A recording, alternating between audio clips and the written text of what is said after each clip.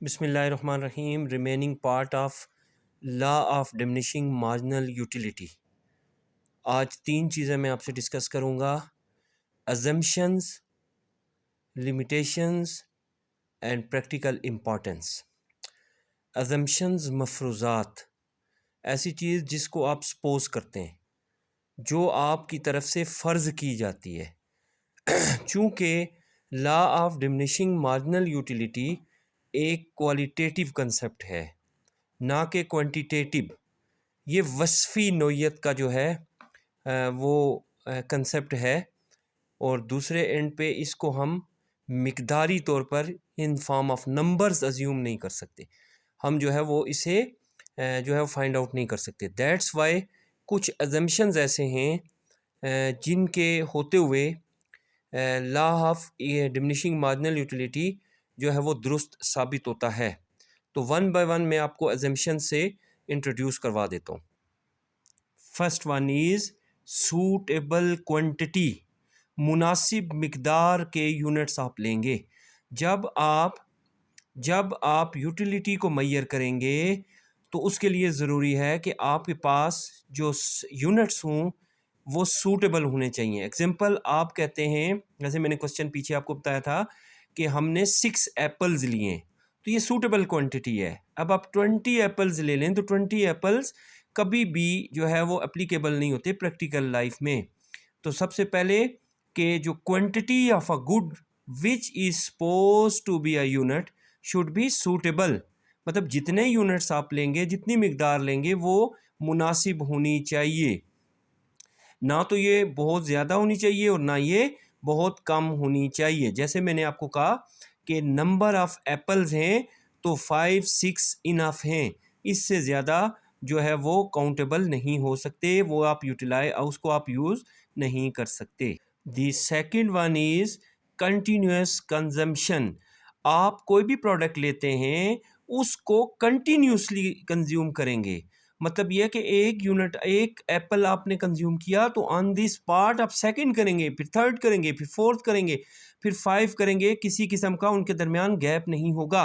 अगर गैप होगा तो फिर law of diminishing marginal utility applicable नहीं होगा। तो पहली चीज़, आपके पास यूनिट सूटेबल होने चाहिए और उनकी कंजम्पशन कंटिन्यूसली होनी चाहिए। एक के बाद दूसरा यूनिट जो है वो यूज़ होना चाहिए। थर्ड पॉइंट हमारे पास इक्वल यूनिट्स। इक्वल यूनिट्स का मतलब क्या हुआ कि एप्पल का जो फर्स्ट यूनिट आप कंज्यूम कर रहे हैं और जो सिक्स्थ कर रहे हैं वो सारे एक ही जितनी वेटेज रखेगा। मतलब एक की जो वैल्यू होगी वही आपके 6 की भी वैल्यू होगी। तो एक ही जितना जो है वो उनके यूनिट्स को इक्वल रखा जाएगा, उनमें किसी किस्म की भी तब्दीली नहीं होगी। मतलब हम ये कह सकते हैं कि बाय नेचर जो है वो सारे एक जैसे होंगे। उनकी जो खसूसियात होंगी, जो खूबियाँ होंगी, उनमें उन सारों में से किसी एक में भी कमी वाक़या नहीं होगी। चाहे आप first unit of Apple consume करते हैं और लास्ट एंड पे 6 यूनिट ऑफ एप्पल भी आप कंज्यूम करते हैं, तो सारों के जो यूनिट्स होंगे वो आपके पास एक। फोर्थ पॉइंट है हमारे पास कि जो कंज्यूमर प्रोडक्ट को यूज़ करेगा, कंज्यूम करेगा, उसकी मेंटल कंडीशन भी जो है वो तब्दील नहीं होनी चाहिए। वो ये नहीं है कि कुछ एक यूनिट उसने यूज़ किया तो उसने कहा अब मैं इसको यूज़ नहीं करूँगा, मैं एप्पल की जगह मैं एप्पल की जगह जो है वो ऑरेंज ले लूँगा या मैंगो ले लूँगा। तो ऐसे जो है वो ये लॉ एप्लीकेबल नहीं होगा। तो जो उसकी मेंटल कंडीशन है वो भी सेम रहेगी। Point number 5th is income should not change. Consumer की इनकम भी इस लॉ को फॉलो करते हुए तब्दील नहीं होगी। Income should remain constant. क्यों? Because the purchasing power of consumer also changes with a change in his income. क्योंकि देखें, हम ये कह रहे हैं कि जिस वक़्त आपने law of diminishing marginal utility को यूटिलाइज़ किया है, उस वक़्त जो कंज्यूमर की इनकम होगी वो सेम रहेगी। अगर उसकी इनकम इंक्रीज़ होती है तो वो इससे अच्छी चीज़ ले सकता है। तो फिर तो बात ही ख़त्म हो गई। और अगर उसकी कंडीशन कम हो जाती है तो फिर वो ये भी परचेज़ नहीं कर सकता। सो ना तो वो डिक्रीज़ होगी ना वो इंक्रीज़ होगी, इसलिए कंज्यूमर की इनकम अपनी जगह कायम रहेगी। जैसे कि लॉ को आप जिस वक़्त स्टार्ट कर रहे हैं उस वक़्त से लेकर अभी तक और आखिर तक कंज्यूमर की इनकम में कोई तब्दीली वाक़या नहीं होगी।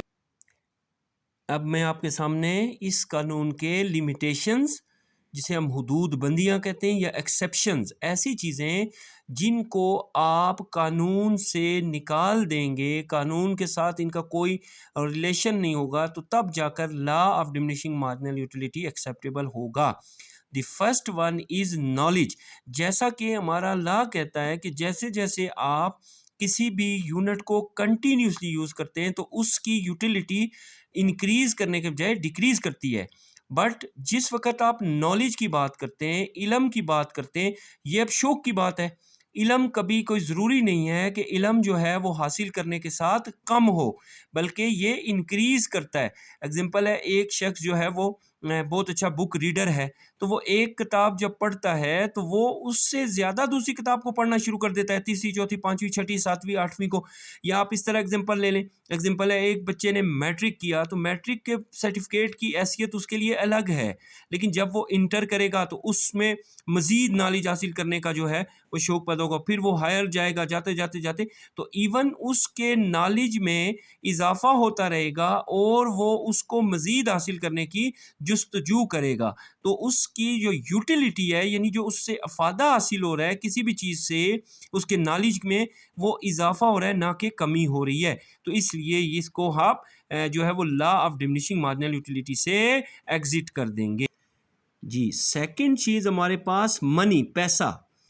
तो ये चीज़ तो हर शख्स के नॉलेज में है कि जब एक दफ़ा इंसान के पास पैसा आना शुरू होता है तो चूँकि इंसान जो है वो पैदाइशी तौर पर लालची है।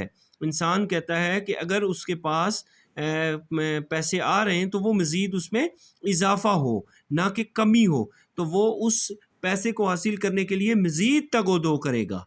तो दूसरी लिमिटेशन या exception of law of diminishing marginal utility is money, कि पैसा जिस वक़्त इंसान के पास आता है तो वो ऑटोमेटिकली मज़ीद हासिल करने के चक्कर में होता है। इसलिए फिर वो ज़्यादा कोशिश करता है कि उसके पास ज़्यादा से ज़्यादा दौलत जमा हो, because marginal utility of money increases for him, क्योंकि इसकी वजह से उसकी जो अफ़ादा है, जो यूटिलिटी है, जो लेवल ऑफ सेटिस्फेक्शन है, वो इंक्रीज़ करता है। इसलिए वो पैसे को भी हम, मनी को और नॉलेज को जो है वो इसके लिमिटेशंस में डालेंगे। नेक्स्ट जो चीज़ है वो है म्यूज़िक। जो तीसरी चीज़ हमारे पास म्यूज़िक है। जो लोग म्यूज़िक बजाते हैं या जो लोग म्यूज़िक सुनते हैं, वो अपने पास ये कोशिश करते हैं कि ज़्यादा से ज़्यादा जो है वो म्यूज़िक के इंस्ट्रूमेंट्स वो अपने पास जमा करें। उनको हर आने वाले एडिशनल इंस्ट्रूमेंट में उनकी यूटिलिटी इंक्रीज़ करती है। उनकी यूटिलिटी, उनकी सेटिस्फेक्शन का लेवल हर इंस्ट्रूमेंट के इंक्रीज़ होने पर जो है वो बढ़ जाता है। दैट्स व्हाई हम इसको भी जो है, ये भी law of diminishing marginal utility पे अप्लाई नहीं होगा। तो तीसरी चीज़, म्यूज़िक को भी आप इसकी लिमिटेशंस में इंक्लूड करेंगे। Fourth one is drugs.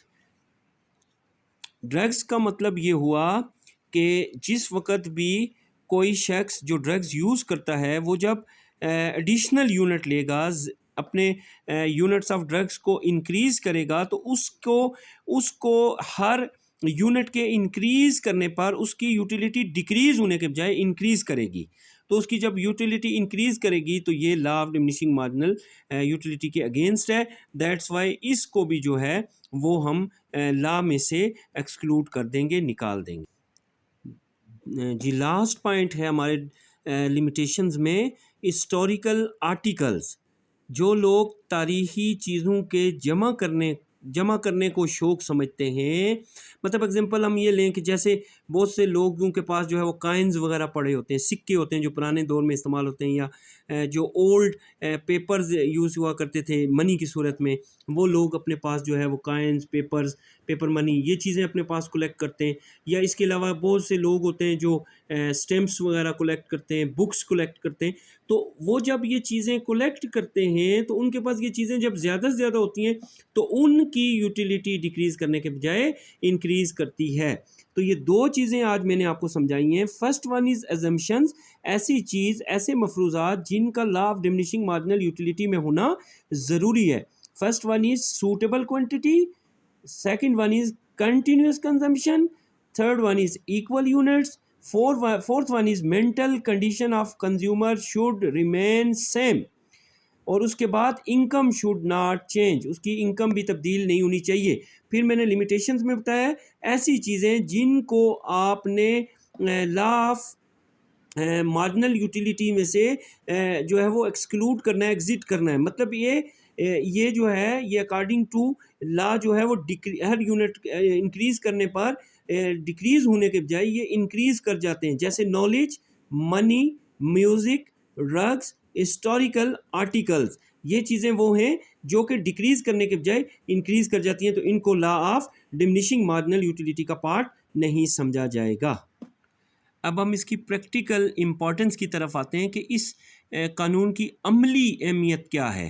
तो first one is guidance for consumer, product को यूज़ करने वाले जो ग्राहक होता है, कंज्यूमर होता है, सारिफ होता है, उसके लिए ये क्या गाइडेंस या ये क्या जो है वो राह दिखाती है। तो सबसे पहली बात ये है कि सबसे पहले जब कंज्यूमर किसी चीज़ को ख़रीदने का इरादा करता है तो वो क्या करता है, वो उससे जो उस की प्राइस होती है वो कीमत के साथ उसकी मार्जिनल मुख्ततिम अफादा को जो है वो कंपेयर करता है। मतलब मैं ये चीज़ ख़रीदूँगा तो इसकी कीमत इतनी है और इससे जो रिज़ल्ट है, जो यूटिलिटी है, वो मेरी इतनी इंक्रीज़ होगी।